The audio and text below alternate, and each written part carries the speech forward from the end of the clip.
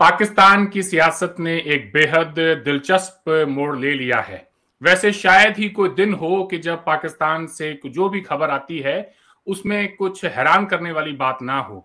मुखालफ है या इस्लाम का कोई दुश्मन है तो वो इजराइल है, या फिर उसके बाद यहूदी हैं, या फिर उसके बाद इंडिया की बात की जाती है कि इंडिया के या हिंदुओं की बात की जाती है कि वो हमारे दुश्मन है, इस्लाम के दुश्मन है। पाकिस्तानी रुपया जो है वो डॉलर के मुकाबले 225 रुपए तक पहुंच गया है। अब ऐसे में पाकिस्तान की मईशत का क्या बनेगा? तो फिर हम उनसे चंदा लेने चले जाते हैं, तब हमें अपना मजहब क्यों नहीं याद आता?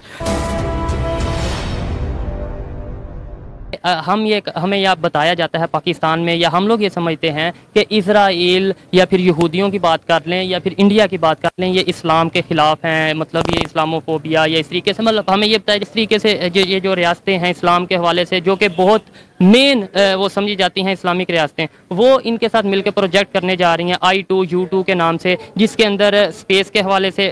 प्रोजेक्ट किए जा रहे हैं, ट्रांसपोर्टेशन के हवाले से, इसके अलावा फूड के हवाले से। आपको क्या लगता है ये गलत कर रहे हैं? जो ये इस्लामिक रियासतें ये जो इनके प्रोजेक्ट करने जा रही हैं, गलत कर रही हैं? देखिए मेरी बात सुने, हमारे ना इस्लाम में अलाउ नहीं है कि जो मुसलमान है वो मुसलमान के साथ अगर लेन देन करता है ना तो वो ज़्यादा अच्छा है, बिजनेस करता है वो ज़्यादा। जब जो हमारे इस्लाम के खिलाफ लोग हैं वो आपने ये थोड़ी सी बात आपकी, मैं सॉरी काट रहा हूँ, आपने ये जो बोला इस्लाम में इजाज़त नहीं है कि गैर मुस्लिम के साथ हम बिजनेस करें, मेरे ख्याल से ऐसा नहीं है कि इस्लाम में ये चीज़ हमें इजाज़त। यहूदी हैं उनके, जो यहूदी हैं जो यार हमारे हजूर पाक सल्लल्लाहु अलैहि वसल्लम को आखिरी नबी नहीं मांगते, उनके साथ लेन देन का तो कुछ बनता ही नहीं है, तो कैसे कर सकते हैं हमारे? ये सरासर गलत है और नाइंसाफी है यार, ऐसा नहीं होना चाहिए, मैं इसके खिलाफ हूँ। तो आपका ये कहने का मतलब है, अगर सऊदीया, इवन तुर्की की बात की जाए, जिधर हम सल्तनत उस्मानिया की बात करते हैं कि तुर्की से स्टार्ट हुई थी ये वो, तो ये अगर इनके साथ प्रोजेक्ट कर रहे हैं, ये गलत कर रहे हैं? नहीं, यानी दुनिया के जितने भी बड़े बड़े इस्लामिक कंट्रीज हैं वो प्रोजेक्ट कर रहे हैं। मेरी बात सुने, जो इस्लामिक कंट्रीज है ना जहाँ से इस्लाम शुरू हुआ है, वो लोग तो मतलब वो लोग अगर ये काम करेंगे दूसरे लोग क्या सीखेंगे उनसे?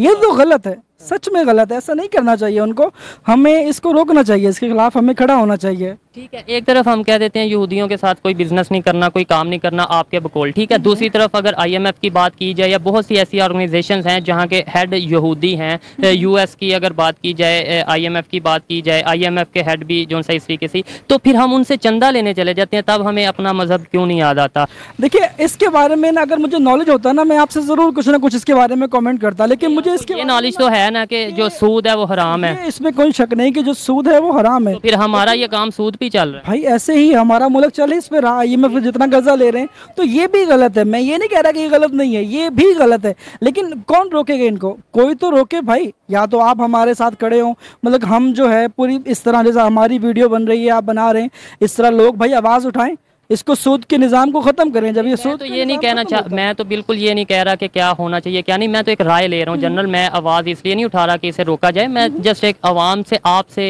ऐसे लोगों से ओपिनियन ले। ये गलत है यार, जो आप ओपिनियन ले रहे हैं ना, देखिए आप बिल्कुल सच कह रहे हैं, ये गलत है, तो इसके खिलाफ यार बड़े बड़े लोग ही कर सकते हैं, हम तो आम जैसे बंदे कुछ भी नहीं कर सकते इसमें। लेकिन आपको नहीं लगता कि दुनिया बदल चुकी है, अब हमें इस चीज़ से थोड़ा सा आगे होकर सोचना चाहिए कि मतलब जैसी दुनिया चल रही है, अगर हमें दुनिया में सर्वाइव करना है तो हमें दूसरे ममालिक के साथ भी अपने तल्लुकात को बेहतर करना है? यार ये आपकी बात देखो, दुनिया बदल रही है, दुनिया में जो बड़े बड़े लोग हैं ना, जो बड़े बड़े पाए हैं, वो नहीं बदल रहे, लोग बदल रहे हैं, आप बदल रहे हो, हम बदल रहे हैं, हमारी सोच बदल रही है, लेकिन जो बड़े लोग हैं उनकी सोच नहीं बदल रही, उनके दिमाग में अभी तक वही पुरानी दुनिया बैठी हुई है, वही लेन देन बैठा हुआ है, वही उनका पैसा कमाने का तरीका बैठा हुआ। भाई आप ठीक कह रहे हैं कि सोच को बदलो भाई, पहले उनसे कहें अपनी सोच बदलें, जो बड़े लोग हैं, जो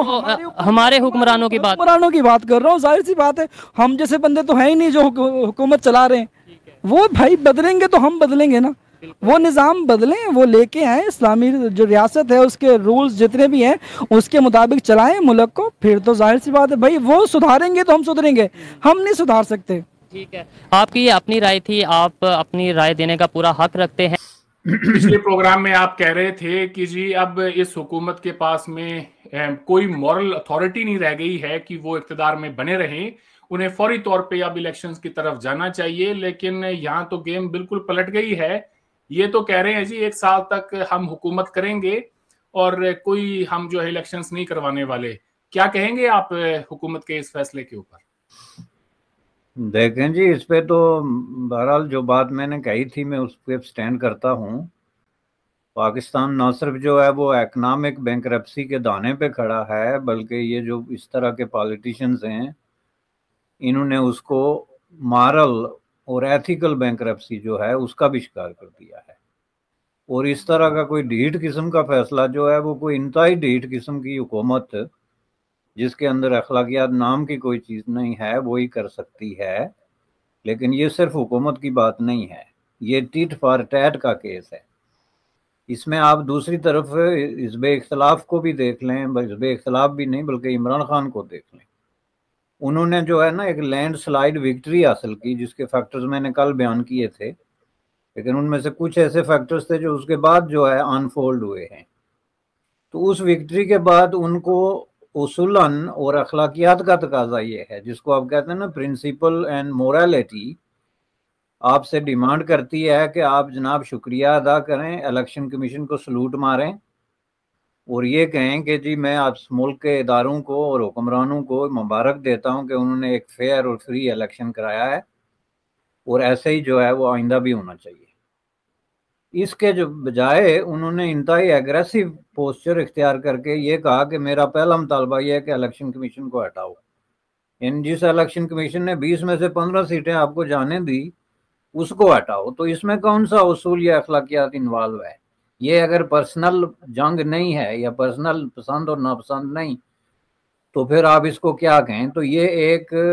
عمل ہے جس کا رد عمل پھر دوسری طرف سے بھی ہوا، چونکہ اس کا مطلب یہ ہے کہ اب عمران خان کا جو انر سائڈ ہے نا وہ سامنے آ رہی ہے، ایک انتقامی قسم کی شخصیت جو سیاسی مقاصد یا ملکی مفادات سے قطع نظر ایک بہت ہی جو ہے انتقامی مزاج کے آدمی ہیں، اور ان کو سامنے رکھتے ہوئے ظاہر ہے جو موریلٹی کا تصور میں نے دیا تھا وہ حکومت سے توقع نہیں رکھی جا سکتی، کیونکہ ان سب کو جو ہے سیٹنگ ڈکس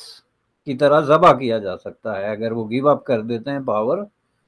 تو جس طرح انہوں نے مطالبہ کیا کہ بے گناہ اور معصوم قسم کے الیکشن کمیشن کو ہٹا دو، تو وہ تو ان لوگوں کو ہنٹ کریں گے گلیوں اور محلوں میں تلاش کر کر کے، تو ان کو جناب پراسیکیوٹ کریں گے. تو اس لیے جس طرح کا آپ ماحول کریٹ کرتے ہیں اسی طرح کی آپ پھر توقع رکھتے ہیں دوسری طرف سے. تو یہ مارل بینکرپسی کی ایک بریلینٹ ایگزامپل ہے، اور اس میں ہونا یہ چاہیے تھا کہ ایک گڈ ول جسچر آتا عمران خان کی طرف سے اور وہ یہ کہتے کہ میں یہی چاہتا تھا اور فیوچر میں بھی میں چاہتا ہوں کہ ایسے سیف گارڈز اپنائے جائیں کہ جس میں اسی طرح کے الیکشن ہوں. اس کے بجائے ان کا ٹوٹل ایک ایگریسو رویہ ہے. رہا سوال دوسرا، تو اس میں جو چیزیں ہم بھول گئے تھے اس میں ایک بھول نہیں بلکہ ہم نے جو مینشن نہیں کر سکے جو لیمیٹیشنز تھی ہماری اس میں، کہ جو سیٹوں کا جو ہے اس پہ جو لینڈ سلائیڈ ہوئی ہے اس میں یہ بڑے